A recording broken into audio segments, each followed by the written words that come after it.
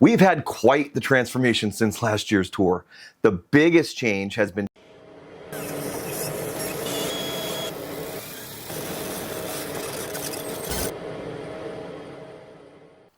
If you're new to the channel, welcome. My name is Brett, and this is my laser garage. Hey fellas, the garage. The goal of this channel is to help others learn about lasers and CNCs, and to help those looking to get into business, either as a side hustle or full-time. We've had quite the transformation since last year's tour. The biggest change has been transitioning from a hobby shop to a full-time laser engraving shop. In 2023, my wife started our laser engraving business full-time, and she's been killing it. Because of this business and its success, we've been reorganizing our space and have added and removed tools and machines to better fit her needs and the needs of the business. In this tour, I'm going to focus on these changes and explain our reasoning behind them. Please, if you have any questions about anything I mentioned in this video, leave a comment and I'll be sure to answer it. Let's go. To recap, our shop is a 2-car garage attached to our home in Southern California. The garage is about 20 feet by 22 feet, or about 440 square feet. But we do have a laundry area in here and some personal storage, which takes up about 80 square feet or so. Let's start the tour with the laser wall, where I have most of our lasers and the CNC. The CNC we run is a Shapeoko 5 Pro 2x4, and we bought this about a year ago. I have it sitting on top of this Husky toolbox where I store CNC related stuff as well as other various shop tools. I love these Husky tool chests, as you'll see as we continue this tour. Business wise, we use this CNC to make signs and other decor and sports related items. I also make and sell upgraded wasteboard slats for this CNC, which offer additional clamping and fence options. As you can see, my wasteboard gets a lot of use and I'm definitely not afraid to cut into it.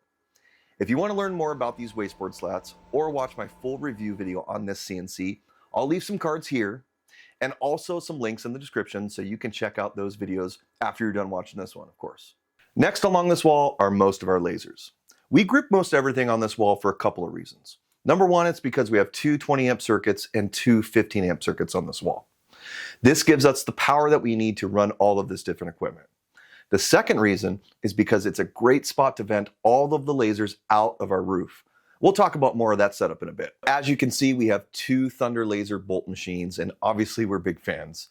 We purchased our first bolt last November and liked it so much we bought another one in February. If you're a really observant viewer of the channel, you may have noticed the second bolt spot used to be filled with an X-Tool S1. If you're interested in why I got rid of the S1, check out this video here. Basically, we got into these for their speed and engraving detail. With their 30-watt RF laser source, we get good cutting power, high engraving speed, and great detail because of its small laser spot size. We also like their small footprint and desktop design. This allows us to add storage underneath and make most of the space in our limited space here. We love the larger beds on some of our other lasers, which we'll talk about later. But the Bolt's 12-inch by 20-inch work area is perfect for us. A lot of what we do is designing and selling sports plaques and awards, and we could fit multiples of these on each laser, so our workflow is very efficient. One improvement we've made to the bolts is the addition of upgraded air assist using our shop air compressor. The stock air assist works good, but upping the PSI with our compressor has helped out with cut quality and speed. We have a complete video on how we made this upgrade, so if you'd like to check that out, go ahead and click on this link here. The best thing that we like about having these 2 Thunderbolts is the consistency. Because these lasers are the same, we're able to run the same settings and parameters for each, and we get extremely consistent results. You'll see our latest laser purchase coming up later in the tour, and this same principle was in play when deciding what laser to go with. So how do we store all of our laser materials? Here's one solution. We really like these basic metal storage racks we picked up at Home Depot. They have adjustable shelves and hold a lot of weight. We also like how all of our material is out in the open so we can see when we are running low on certain stock. These shelves hold our 12-inch by 20-inch, 1/8-inch and 1/4-inch MDF core material, 1/8-inch acrylic, and our larger 24-inch by 36-inch MDF and plywood. We've also added an 8-foot-long piece of 1-inch MDF on top, which gives a nice solid work surface for the lasers. On the wall above the CNC and lasers, we have our lumber storage and also storage for our diode laser. In the front corner of the laser wall, we have our first non-diode laser that we ever got, the Monport 80-watt CO2 laser. I bought this in December of 2022 and have pretty much run it every single day since. Now I've got an entire playlist of videos where I review this laser, talk about upgrades, install a light burn camera on it, and create some projects, so be sure to watch those to get my full thoughts on this. To summarize, I still love this laser and it's been a workhorse. Although the Thunderbolts have taken over most engraving duties, the Monport is still helping out with cutting. With 80 watts of CO2 power, it cuts material at about twice the speed of what the small bolts do. And with the 24-inch by 36-inch bed, we like to load this up to cut large runs of backing material and easels that go with our products.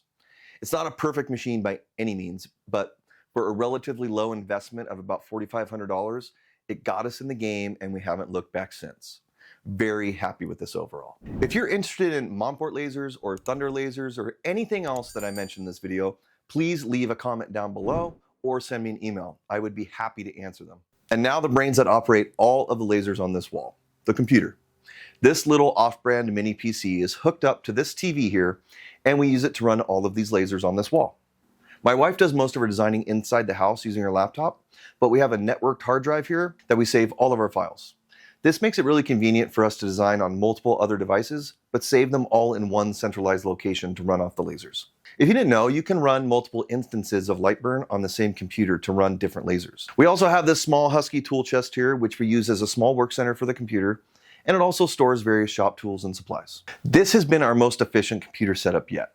Cable management could use a little help, but this setup beats having multiple laptops around like we used to have to do. If anyone's interested in this PC or hard drive, I'll have an affiliate link for them in the description below. As promised, we're now coming back to our exhaust system setup. Lasers create a lot of smoke and fumes, so it's critical to exhaust them out of your work area for safety. To exhaust our fumes, I've run a 6-inch metal HVAC duct down from our roof and along this back wall. I added ports for all the lasers using Y adapters, and up in the ceiling I have a 6-inch exhaust fan and a separate 6-inch exhaust fan out back behind the Monport CO2 laser. Both of these fans are run on remote controls and are basically turned on all day to exhaust the lasers. The Thunderbolts have a built-in 4-inch exhaust fan, which is connected to my duct system using a 6 to 4-inch adapter. The end of the system is capped so there is room for future expansion. This system effectively pulls out all of the smoke and fumes from each laser, and there is very little wood or acrylic smell in here when working. Currently, the main bottleneck to the system is the 4-inch roof vent I'm running. I had to adapt from 6-inch ducting back down to 4-inch duct, which is definitely hurting my airflow. To improve this system further, I plan on adding a 6-inch roof vent so my main trunk line and exhaust ducting are all the same. I also plan on adding a large centrifugal fan up in the corner close to the roof exhaust. That way I can get rid of my small little 6-inch fans, because having multiple fans in the same run can hurt your airflow. But overall, the setup works pretty good. Next, let's check out the back wall of my shop, which really doesn't get seen on camera too often. The back wall in my garage is where I have most of our household storage stuff and our laundry area. Most of the cabinets you see here contain non-shop related things for the most part. I did, however, integrate our miter saw station into this area. I really love having a miter saw set up and ready to go at any time because I use it a lot, mostly to dimension our blanks for the CNC and lasers. This area was a natural spot for it because of this large bank of cabinets. It's out of the way of our production machines, but still has a nice home here. You'll also notice in this area I have my bandsaw. This is a Laguna 1412, but it won't be here for very much longer. I have this listed for sale right now, and I think someone's coming to pick it up next week. I really liked having a bandsaw to resaw and to cut out curves and whatnot, but I'm just really not using it that much anymore, and it's just kind of taking up space here, so it's got to go. So I mentioned in the beginning of this video that a lot has changed in the shop, and this is just one small example of that. I've really had to prioritize what takes up space in this shop, and machines that I didn't use very often just didn't have a place here anymore. Another example of a couple machines that I've had to get rid of are my cabinet saw, my drum sander, and also my router table. These are things that I just weren't really using, and they just ended up being clutter and work tables for other things that we were doing in our business. So I just didn't have the space for them. Now behind our household storage cabinets, you'll find two more of our production lasers. The first and newest is the Thunderbolt Pro 32. This thing is a beast. We've only had it for a few weeks now, but it's quickly becoming my favorite laser. The power is just insane. With the 55-watt RF tube, it slices through material super fast, but is still extremely detailed due to the RF laser source. As I sort of mentioned earlier, we feel it's important to stick with a single style of laser for our production consistency. Even though this new Bolt Pro 32 has more power, it's still the same RF tube, and we installed the same 1.5-inch lens between all of the bolts. Our settings are different between the new and the original bolts, but the products come out looking the same. We're proud to be working with Thunder Laser to highlight this new bolt and its capabilities, so make sure you're subscribed if you want to learn more about it. I'll link above to my first impressions video where I go over this new bolt specs and my detailed thoughts on it. So off to the side of the new bolt is our MFT table. So unfortunately we had to get rid of the double MFT style assembly table that we used to have because really it was just taking up too much space for what we used it for in this area. Later on in this video, I'm going to show you what we replaced that giant assembly table with, and I think it's a much better fit for this space right now. Having this MFT table here is still a really nice benefit. You know, we can just never have enough horizontal surface here to put stuff on, so it helps with that. But also, if we need to cross-cut large items, since I don't have the table saw anymore, I can always set it up in that configuration with my track saw. Next to our Bolt Pro 32 is our Monport GI60 MOPA fiber laser. Adding a fiber laser to our business has been a great addition because being able to engrave on metal has opened a lot of doors. We're still pretty new to fiber lasers, but basically we've been using this laser to engrave sports team logos on bottle openers, engrave slate coasters quickly, and marking knives and jewelry. Our main use for it though, and biggest moneymaker so far, has been engraving stainless steel tumblers. I got this really neat extension plate and quick setup jig from Etsy, so now we leave the rotary set up all of the time. The jigs are really convenient because the rotary is out of the way if we want to engrave something flat on the bed, yet always set up and ready to go if we need them. This chuck adapter also allows me to press on our common sized cups that we sell without having to open and close the jaws of the chuck every time. This makes for a really efficient and quick setup. I'll link to these items in the description. I have no business with these sellers and they have no idea who I am, but I just think that they're really cool and they may be able to help you out like they've helped me. If you're interested in learning more about the fiber laser, I'll link here to a playlist of videos I've made using this laser where I go into a lot more detail. You can also save 10% on all Monport machines and accessories by using code BRETT10 at checkout. This not only saves you some money, but it also helps out the channel as well. For the Thunderbolt Pro 32 and the Monport GI60 fiber laser, I run a separate laptop to control light burn for both of those machines because they're kind of on the opposite wall from all the other lasers in the computer that I have. And I also have a separate exhaust system for those, which vents out to my side yard.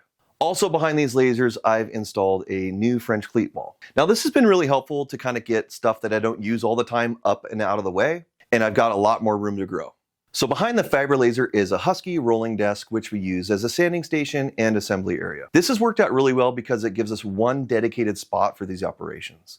We have our Festool CT26 next to the desk and sandpaper and other small parts and accessories on the wall for easy access. I have really found it helpful to kind of compartmentalize as much of our workspace as we can and have dedicated areas to do certain tasks that we do all the time. I found that this helps keep everything nice and organized, and it just gives a home for all of those tools that go with those certain tasks. So one just really small thing that I did to this worktop that's made a big difference is just by adding a little bit of rubber drawer liner to the top of it. Now this works out really nice because it's soft, so anything that you're sanding stays in place and it kind of sticks to it, but also your items are protected because of the soft nature of the drawer liner. We've added this drawer liner to a couple of our horizontal surfaces and it's worked out really nice to keep everything protected so we don't get anything damaged. You'll also notice that underneath this desk, I just made a small little shelf so we keep some bulk shipping supplies there. And we also have a couple rolling carts that we use to store miscellaneous items during the production process. And these roll around the shop all the time depending on what we're doing.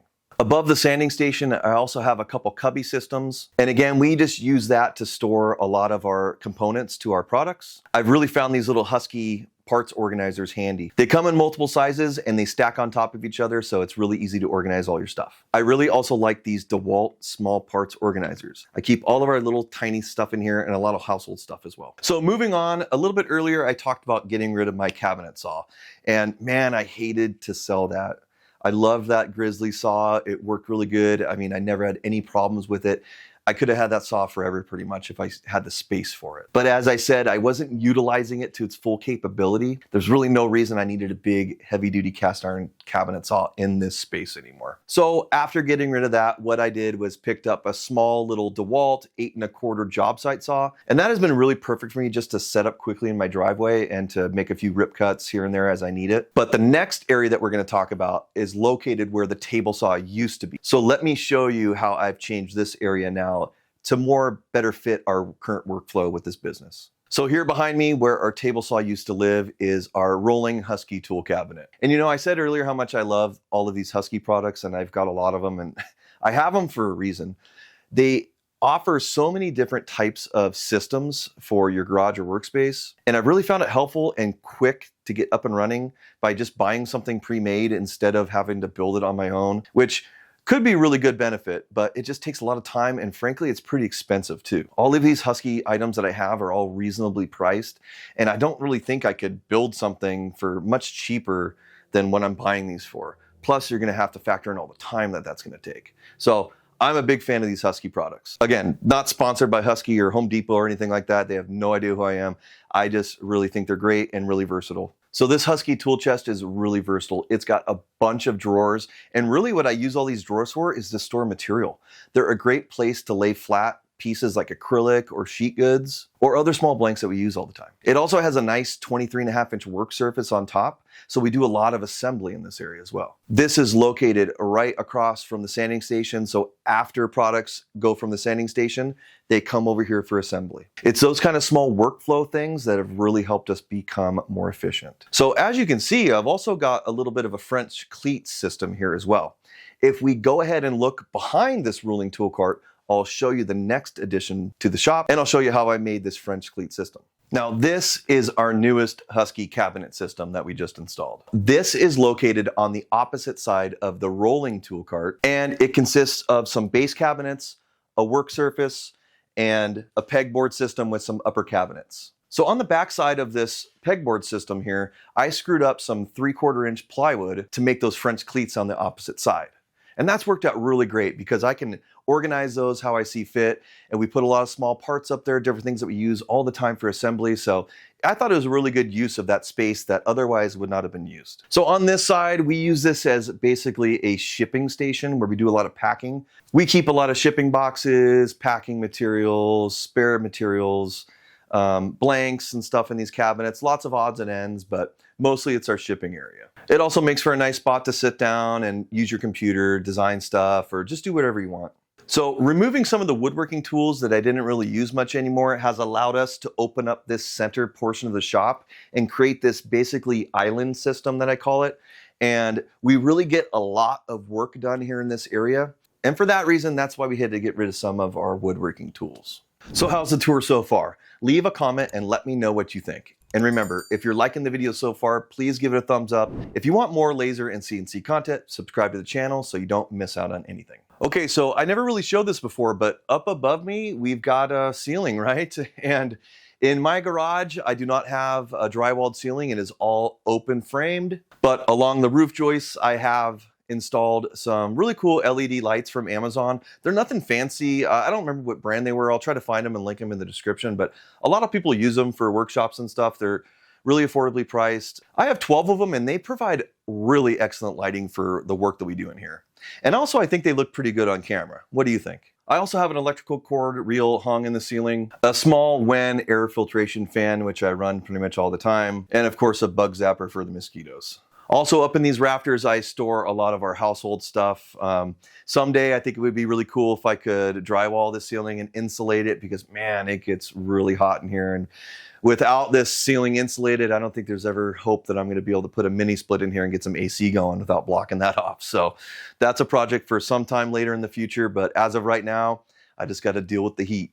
And speaking of heat, to deal with that, I have a small little swamp cooler here that I hook up. I open up the garage door part way and run that. And it does a pretty good job of making it a little more comfortable in here, especially during the California summers. So if you see me sweating a little bit in this video, it's because it's about 5 p.m. right now on a Sunday afternoon when I'm recording this. Man, it's like 90 degrees outside, but I think in here it's got to be over 100. So I'm cooking in here a little bit. So that's it for the tour. Whether you're creating as a hobby or as a small business, I hope it gave you some ideas about how to set up your shop. If you have any questions or comments, please leave them down below and I'll be sure to answer them. And don't forget to check out all of our other laser and CNC videos that I talked about earlier in the video. Again, they're going to be linked in the description for you to easily click on them. Thank you very much for watching. This has been an awesome year so far. We're about halfway done with it. And our goal for this channel for the end of 2024 is to get to 10,000 subscribers. It's going to be tough. We're at 5K right now, just about, but I think we can do it. Again, if you really like the channel, I would really appreciate that subscription. I know from my analytics that maybe only about 10% of you who actually watch the videos are actually subscribed. So that means there's 90% of you out there that haven't clicked that button yet. So if you could do that, I would really appreciate it. Thanks for watching, and I'll see you on the next one.